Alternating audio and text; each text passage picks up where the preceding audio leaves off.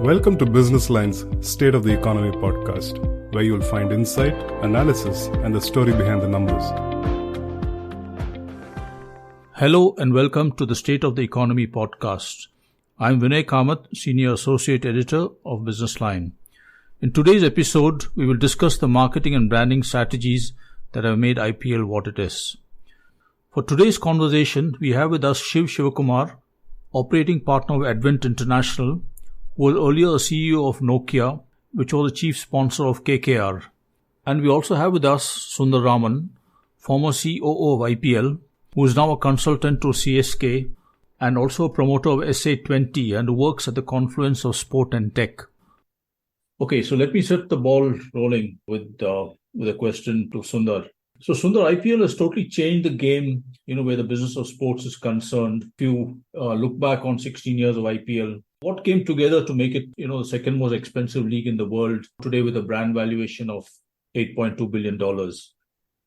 I think there was an underserved market, if I can put it in exact terms. Cricket was at the throes of change in terms of consumer adoption. There was the 50 over, which has had a long and reasonable run. There was the anticipation of India hosting a 50 over World Cup. Before that, there was this new concept of T20 that was just on an experimental basis around world cricket. And there was the World Cup in South Africa, which India went on to win. It was a time and place which served well. What cricket realized very early on is you can't be a global game with, no more than 15 or 20 or 25 players playing the game in your country or, around the world at about 200 to 300 players playing that sport and aspire to be a global game. It requires a lot more supply in terms of quality of talent. The IPL addressed that particular need. It was solving a problem big enough. Like any other startup, and I would certainly call IPL a startup at that point in time, it addressed a problem which was big enough and gave a solution and a platform for the youngsters to make a living playing the sport that they so love dearly and still make a above average wage for a person of that employable age. And it addressed a large consumer market. I think those are the recipes of success. Obviously, the entertainment and what went into package it or enhance the experience overall. Right. Do you see the IPL undergoing even more transformation, like even a batting icon like Sachin has been suggesting that for the 50-over game, you should have 25 overs each as 2 innings. Do you think the IPL will even have like 10 overs for 2 teams? Will that change the complexion in any way? Why fix it when it's not broken, right? Right.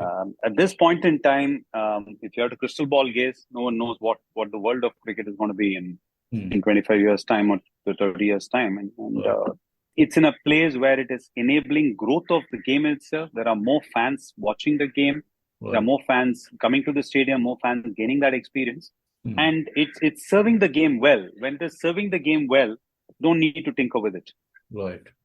So Shiv, coming to the 16th edition, this particular season we're getting more eyeballs than ever. So do you think the separating of media rights between Jio and Star, is a winning move, or do you feel that digital and broadcast rights need to vest with one entity because the rights holder will find it difficult to recover the investments? What is your take on this, Shiv?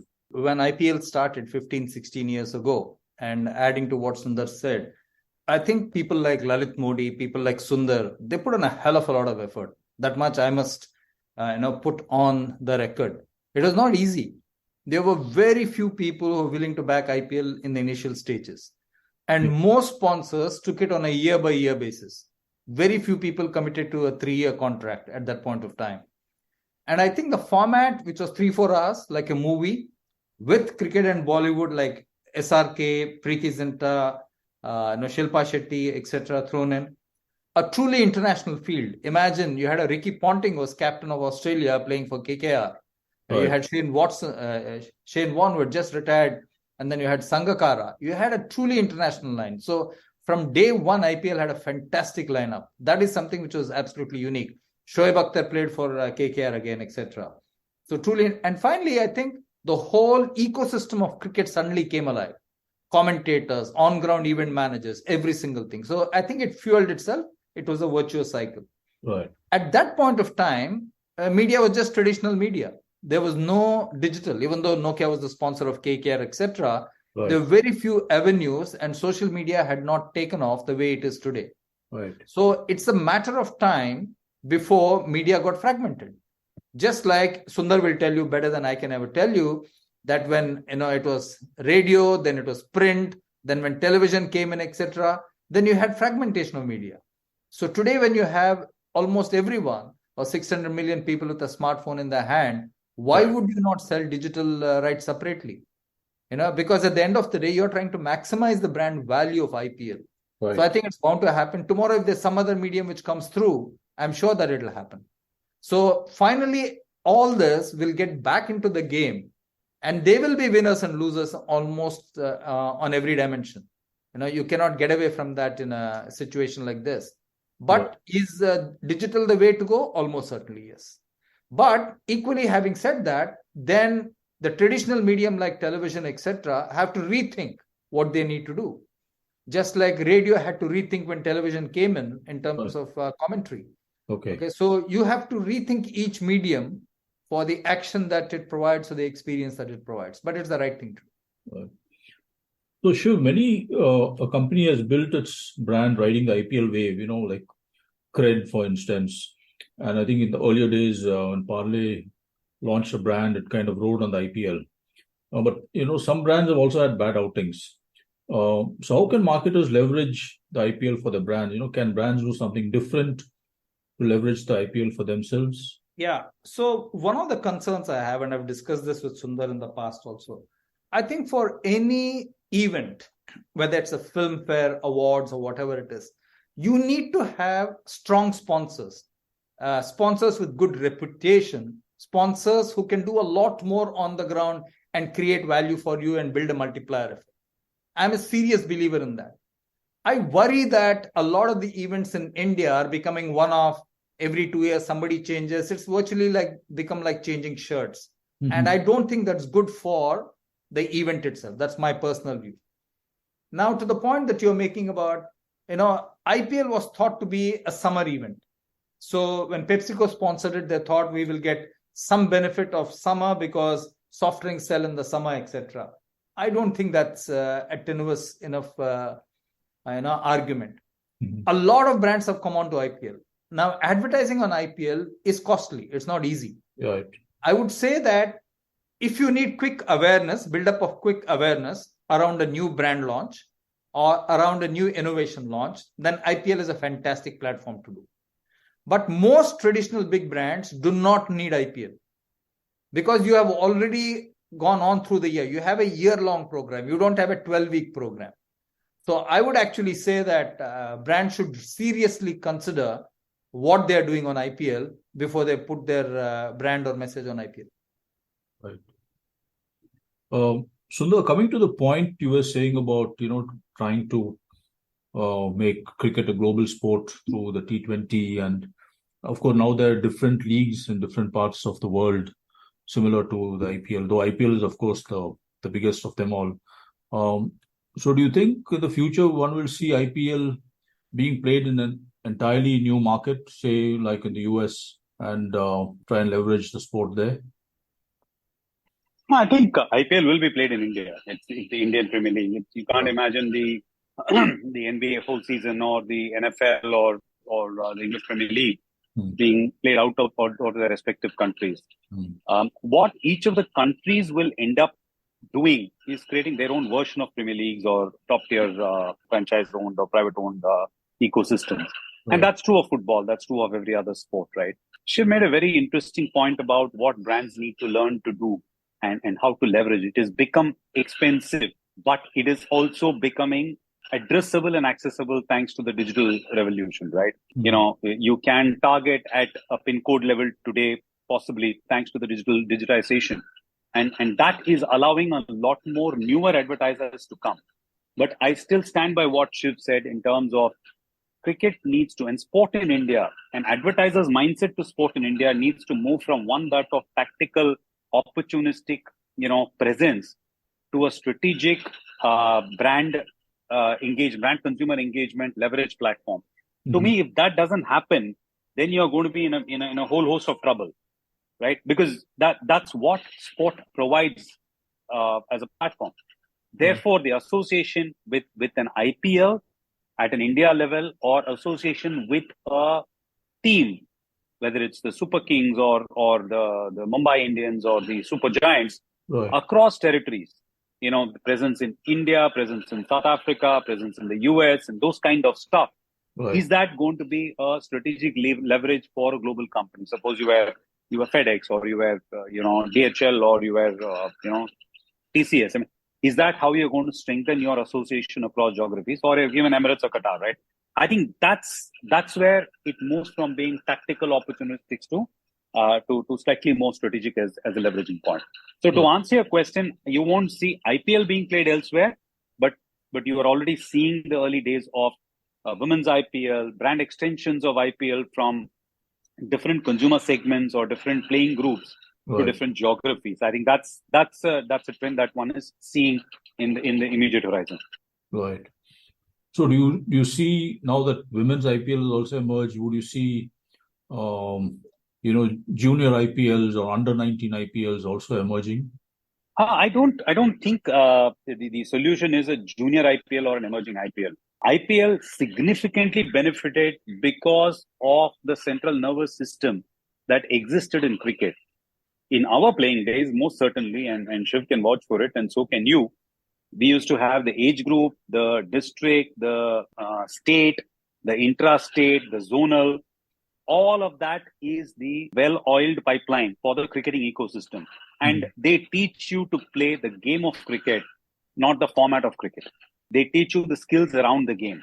And the minute you start to introduce competitions, whether we like it or not, when we are growing up, we were playing 25 over games and, 30 over games at best, 45 over games, right? The growth of professional cricket starts to happen when they start to play the longer format of the game and truly become, one with all format expertise. And there have been transitions of talent from, one to another format, whether it's a David Warner from, great white ball player to one of the great test players, or from, pure play test players saying, oh, I never thought he could play white ball to the stunning resurgence of an Ajinkya Rahane that you're seeing, right? So to me, it is very important that we don't bring it down into multi-layered more IPLs. Creating more mini IPLs or creating more age groups is not the solution. Find the real problem, give it the proper solution. Yeah, I would say, Vinay, that thinking about IPL is like saying, don't think about it as any franchise should not think about it as a 12-week activity. Okay. Or even a sponsor. The moment you think of it as a 12-week activity, you're putting blinkers on your marketing brains. Ask yourself, what can I do year long? So you talked of junior IPL, 18 IPL, whatever you want to call it. I think the Tamil Nadu League is a very good example of that. Yeah. How they've taken the concept of IPL, and there will be some global concepts like this. Like, for example, Who Wants to Be a Millionaire? KBC was a huge hit, but regional KBCs are even bigger, with Kamal Haasan, with Nagarjuna, with somebody in Bhojpuri hosting it, etc., or in Calcutta. They're huge. Think of IPL as a national concept, and you have the leagues like Tamil Nadu League or the Maharashtra League, etc., and they'll be fantastic. And I saw Mike Hussey and Matthew Hayden giving commentary for the Tamil Nadu Premier League, which is fantastic. So that's one. So don't think 12 weeks. Second is, age is not a barrier to break the ceiling into the Indian team anymore. You have a good run and you do well like Venkatesh Iyer did last year, 2 years ago for KKR. He was into the Indian team, or Varun Chakravarti, or now Rahane has come back. So I think age-wise banding for talent does not, those are the old days when you said you groom somebody from 13 to 15, 15 to 18, etc. to 23. Today you're seeing people just go through straight like an absolute arrow. The next one which you asked about, which is, will IPL ever be played in a different country? I think one format which Sundar orchestrated and I backed, it didn't work, with the Champions League. Right. Now we tried the Champions League. Sundar was serious about it, and Nokia came in and sponsored it, etc. Today, with multiple T20 leagues across the world, and I was just messaging Sundar a few weeks ago, saying I think the time is right now to have a true Champions League, because you have a South African league, you have a England league, you have a Australian league, you have a New Zealand league, You have leagues all over. So I think today is the time to do it. Of course, which player plays for whom will always be up for debate because they're on multiple teams and multiple, franchise games. So, but I think the time for a true T20 Champions League has arrived. Right. So you could see teams from various countries playing against each other. Absolutely. That's what Sundar can talk better on that. We had some teams coming in from across the world to play and they actually won. Sundar, over to you. It was an exciting tournament, and you speak to the players and how much they loved being a part of something like that because they felt the trueness of your community, your team loyalties, and your competitiveness came up, and Right. it tested the world's T20 lineups across various countries and various geographies to match powers with one another in different parts of the world. It was held in India, it was held in South Africa. Maybe the time is right, and I agree with you, but we need to look at this also in the context of how much of cricket has happened, and where do we find the time? We need to get that organized. I think those are larger cricket administrative questions. I just want to bring it back into the marketing discussion that that you started off with. Right. One is how the sport is marketing itself. Right. And therefore, increasing supply and increasing consumption. And how do brands which market using the sport, how are they seeing the sport? I think those are two important questions to answer. Otherwise, everything will start to get compared with the IPL. Right. And, you have only 4 Grand Slams in tennis. And Right. you have only one English Premier League and one Bundesliga and Spanish League. But there are like 200 countries which play football. So where do we find the sweet spot of brands meeting sport as strategic partner, and where do we find the sweet spot of sport itself meeting its consumers' expectations? Right. So Shiv, coming to the point you just made about think of IPL as a year-long event. You see, franchisees are make the most of the merchandise opportunity, or are they relying more on the share of media rights? Are they leveraging the IPL enough? Like maybe CSK as a team has done that. I don't know whether others have. I think merchandise sales, everybody set up merchandise departments, etc. I think the business model in India is much more media-led, much more, gate receipts-led, etc. Not so much Right. merchandise. But that day will also come in my book when that happens. Right. But when I say looking at it as a year-long event, I think there are different things both the sponsor and the franchise people can do right through the year. Whether it is grassroots cricket at one level, which is sponsored by the franchise partner or by the sponsor, a build-up to the IPL, post-IPL thing, what you can do, etc. I give you simple ones, which we did. While the World Cup was going on, Right. Nokia held a series of conversations, and you were there in Chennai, where we had Nazir Hussain, Viv Richards, Harsha Bhogle, etc. Right. We did a pre-World Cup tour virtually 2 months before, where we got in our best customers to talk to some of the leading lights in the cricket world about it. And post that also we had some events. So even though we are not sponsors, but we termed it called Nokia Conversations and worked around it. So there are things you can do, but it requires imagination. Golf does that pretty well, but golf is a premium game in that sense. They are very, very good at it. And, we can learn a lot from that. Right. So Sundar, since you've been associated with IPL right from the beginning, so I've been to Ranji matches in Chepauk. I've seen, of course, one day, then test matches, and of course I saw an IPL match also recently. And how has IPL managed to attract the different audiences? Whether it's teenagers or a large component of women as well. So how has that been able to draw different segments of an audience to watch the IPL? So there are 3 or 4 parts to this answer. One part of it is what Shiv said straight away. It's your competition is not any other sport. Your competition is for time. Right. What are the options that a consumer has in the 3.5 hours of time that he's allocating to you? Is it a Hollywood movie? Is it a Tamil movie? Is it a Kannada movie, Telugu movie, or a Bollywood movie? Right. You're competing with that, and you need to provide something which is as entertaining and as engaging for them as they would spend their wallet on. The second part of it is getting the best of talent from around the world to participate. People want to see good competition. Right. They want to see a good contest between teams. They want to see a good contest between bat and ball. They want to have a whole lot of fun.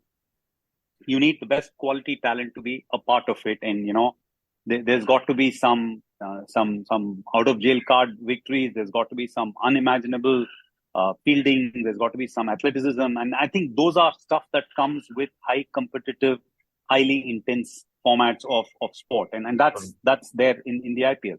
The third part of it is obviously a fan experience, which is enjoyable. So you come to a stadium, you find the music and dance, and everything is one level up or one notch up in terms of fan experience. Right. And that gives you a fair bit of desire to be present. In the early days of IPL, at least the brief that I used to work with for the broadcast production team is make the game look so good on TV that fans should wonder, why should I go to the stadium? Because I get the best view sitting in my drawing room, right? Right. But to the events team on the ground, the brief that I used to give was make the stadium experience so good that people sitting in the drawing room, in the comfort of their air conditioning, watching the game on TV, should feel, damn, I'm missing out on something, but not being in the stadium. Okay. So you are actually working with two different, almost contrasting briefs, which got the best out of both the teams. Right. And actually grew the product. It was not cannibalizing. It was not creating a rift.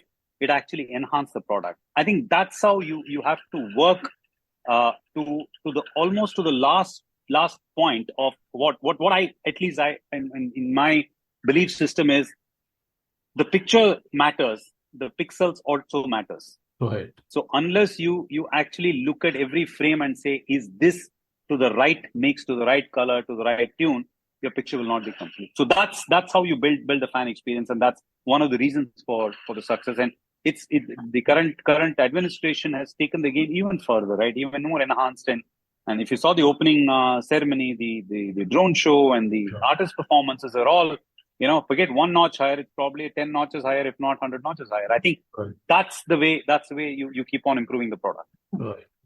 Yeah. I think IPL, sometimes you need luck in life, sometimes you need timing. Right. I think the best thing which happened to IPL was the first match, which was between KKR and RCB in Bangalore.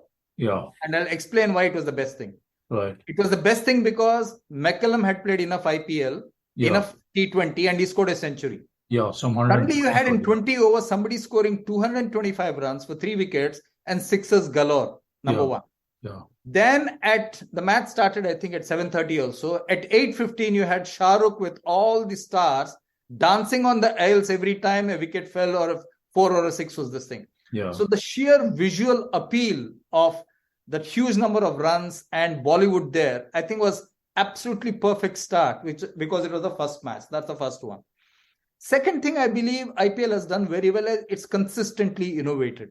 Right. Some innovations have failed, which even Sundar will accept. Like we had a break in between for 8 minutes, which all the teams felt was not good. So that's gone off now.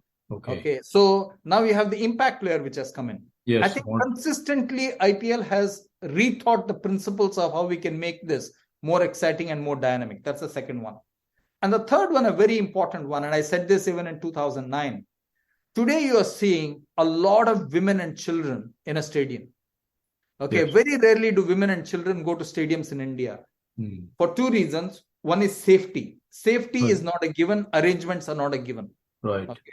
Now, funnily enough, for IPL, whether it's the local police, whether it's the local admin, everybody takes pride in organizing a good IPL match. That, I think, is a really good test of the ecosystem. It is not some show happening somewhere where people have to fend for their own. You actually see the local police, you see the local admin, everybody wants that thing to go well. And as a result of which, you're getting women and children into the stands compared to any other game. These are the things which I believe have really helped. Right. That's interesting because, yes, like you said, it's not that easy to actually get to a match. Because you have to battling traffic and crowds, and then you squeeze yourself into the stadium, and of course, there's incredible heat and humidity. And despite that, the stadiums are full this summer. And if you see in all the matches, all the stadiums seem to be full, aren't they? Yeah, absolutely. So that's what Sundar had mentioned was really the pull of the IPL. And maybe it also has to do with the fact that 2 years that we couldn't really go to the stadiums to see the matches because of the COVID. No, finally, as you know, as we ask always in every brand, in every category, whom do you compete with? I think IPL competes with everybody. Going out for a movie, going out to a park, sitting out with friends and hanging out in a pub, it competes with everybody. Right. And finally, if you decide that I want to go and have the live excitement of it, or I want to see the live excitement of it on television, then you're absolutely fine. And IPL provides enough, entertainment, because finally sport is not scripted, and that's a very important thing to keep in mind. Yeah. The moment sport gets scripted, people will stop watching it. Right. This sport is not scripted. So what Tim David did yesterday, 3 sixers to make Mumbai Indians, that was amazing. You can't write a script for it. Or that What Rinku Singh did, 5 sixers, you can't write a script for it, right? Yeah. Even Salim Javed will find it difficult to write that script. Right. So unscriptedness of the game is what is really a huge pull for IPL right now. Right.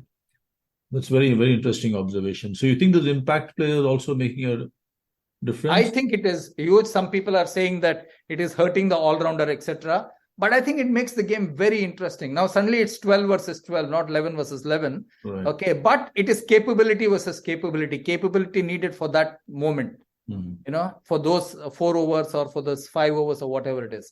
So I think capability has come to the fore with the impact player rule. Right. So to wind up, let me just ask one last question, which both of you can tackle. I know purists keep saying that, the test match is the real McCoy, and the lament that, the IPL may see the demise of test match cricket and all that. But do you see the potential for all 3 formats to exist? So what is your view? I think there is a space and an audience for every format of competitive, balanced cricket or balanced sport.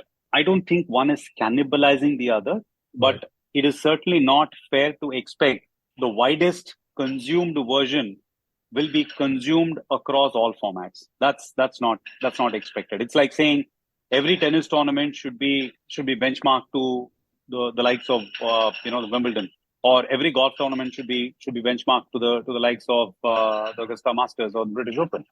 It's not going to happen. There will be connoisseurs. There will be set of people who love the contest and the romance of 4 days, 5 days as it builds up. There will be people who will like the T20 format, and there'll be people who like the T10 format for all I care, right? And the ODI format. Each of the versions need to find its balancing level, what that equilibrium is, and how do we make an economic case out of it. Some formats may end up being liked and loved and commercially more attractive, which will go on to support the rest of the formats. But what is important is, are we trying to make everything liked by everybody, or are there square pegs and square holes that we need to find for particular formats? I think that's the debate to me. Okay. Shiv, what's your take? I would say, if you look at Test cricket, I think only matches involving Australia, England, India, and at best in the future world, if India and Pakistan play, they have real interest. All the West Indies is on the decline. I don't know how many years it will take for them to come back. New Zealand is a committed team, but that's where you can be. South Africa is on and off. So Test cricket is limited to 3-4 countries. So till the average standard of Test cricket moves up, I think that will be a challenge. Number one. Okay. I think ODI is challenged to find its place and niche. ODI will be challenged. T20 in India will always be a hit. Right. T20 across the world need not be a hit. T20 in India certainly is very, very big. Okay. But having said that, I think a great lesson for all of us to learn. And yesterday, I happened to be with Tim Saudi for the KKR golf tournament in Calcutta. I was discussing with him and this guy, James Vince of England. Now, look at the way England has taken the T20 principles and brought it to Test cricket. Okay. Now, they are scoring at the rate of 4.12 or more per over. Right. On some days, they're scoring 5. Right. Okay, so the way I would think about it is like we have for brands and a portfolio. Okay, there are different types of value in Test cricket, in one-day cricket, and in T20 cricket. Right. Today, T20 seems to have the maximum surplus. Okay. I think when England plays, England is getting that surplus from T20 into Test cricket also. Okay, so people would go a mile to watch England play Test cricket because they're playing it in a very different way. Yeah, the baseball. So I think cricket will evolve, and I think all three formats will figure out what's the best value they can offer. But in the three, like we always say, death in the middle, I think the 50 over 1 needs, I think, much sharper marketing thinking. And I think it's a good marketing challenge to think about. Yeah, today, because all the formats are being played by the same players, you're finding it saying you expect the same format to be. I think the truth of the matter is it needs to find its equilibrium. It needs to find its audience. It needs to find a viable commercial economic value for that product that it offers. You cannot expect everybody to be playing the same. The advantage of the same players playing the three formats, as Shiv suggested, is exactly what is doing to Test cricket. It's making Test cricket more interesting, right? Okay. And that's tomorrow, who knows, if you introduce an impact player from an IPL into a Test match where a team can choose an impact player for the second innings before the start of the for their team. Right. You may have fast bowlers playing the first innings, and you may have spinners replacing the fast bowlers in some cases to play the second innings because the ground conditions change. Yeah. Imagine what it could do to Test cricket. Right. Yeah, you could have two impact players, not one, in Test cricket. Yeah. We're playing the World Test Championship, for example, at the Oval, right? I mean, imagine if you had a choice to replace one spinner with one fast bowler in the second innings, because that makes the game even more competitive. Yeah. Any regulatory change, format change, anything has to stay focused on, is it making the game more competitive, more evenly balanced? Are the best players getting to play often enough? And therefore, is it serving the fans? Yeah. Your custodians are the fans, and you will do any changes within the guardrails of the sport, which enhances that experience. Right. Good. So thank you, gentlemen. That was a very stimulating conversation. So thanks for your time. Thanks for your time.